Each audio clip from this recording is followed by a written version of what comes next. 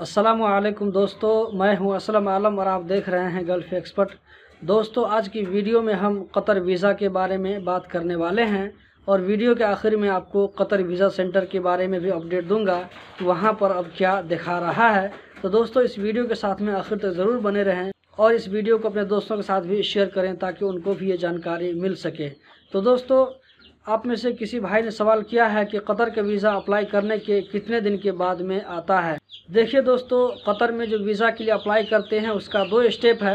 पहला स्टेप तो ये है कि आप लेबर ऑफिस से वीज़ा लेने के लिए अप्लाई करते हैं, जैसे 5 नेपाली, हिंदी, बंगाली मिक्स करके या पाकिस्तानी जो लेते हैं वीज़ा, तो उसको लेबर ऑफिस से लेने के लिए अप्लाई करना पड़ता है। और दूसरा स्टेप होता है वीज़ा मिलने के बाद में किसी आदमी का जो है पासपोर्ट होता है उसके ऊपर वीज़ा निकालने का। तो दोस्तों, ये दूसरा स्टेप हो गया। तो हम पहले बात कर लेते हैं पहले स्टेप के बारे में। अगर कंपनी का स्टेटस सब कुछ ग्रीन है, सब कुछ बराबर है, कोई मुश्किल नहीं है, तो कंपनी को वीज़ा अप्लाई करने के बाद 1 हफ्ता के अंदर अंदर उसको वीज़ा मिल जाता है।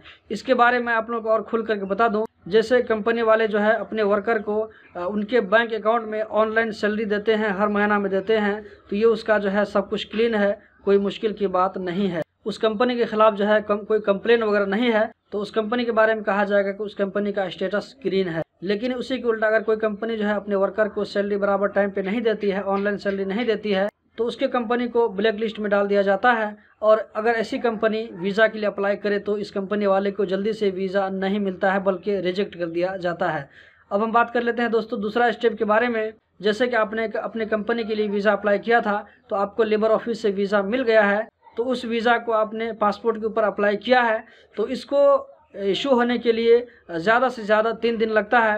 लेकिन दोस्तों, मैं टाइपिंग सेंटर में काम कर चुका हूं, इसीलिए मैं बता सकता हूं कि अगर कोई नया आदमी होता है तो उसका वीज़ा 15-20 मिनट में भी उसका वीज़ा इशू हो सकता है। अगर कोई पुराना आदमी होता है, जैसे कि आदमी कतर गया हो फिर वापस आया हो, फिर अगर वो दोबारा अगर वीज़ा निकालना चाहे तो उसका 1 दिन में वीज़ा इशू नहीं होता है। होता भी है, लेकिन ज़्यादा करके जो मैं देखा हूँ, आज आपने अप्लाई किया तो उसका वीज़ा कल शाम तक में रेडी हो जाएगा।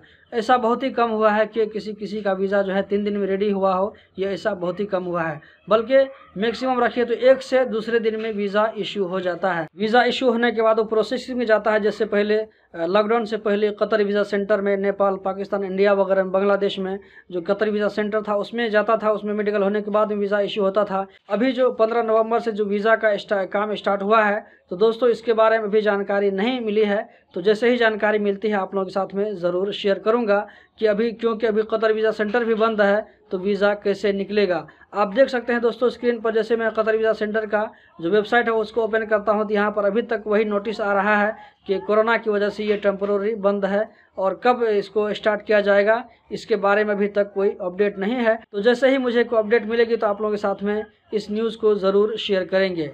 तो दोस्तों, यही थी आज की जानकारी वीज़ा के बारे में। उम्मीद करता हूँ ये जानकारी आप लोगों को ज़रूर पसंद आई होगी। इसी तरह की इन्फॉर्मेटिव वीडियो देखते रहने के लिए चैनल को सब्सक्राइब करें। वीडियो देखने का बहुत बहुत शुक्रिया।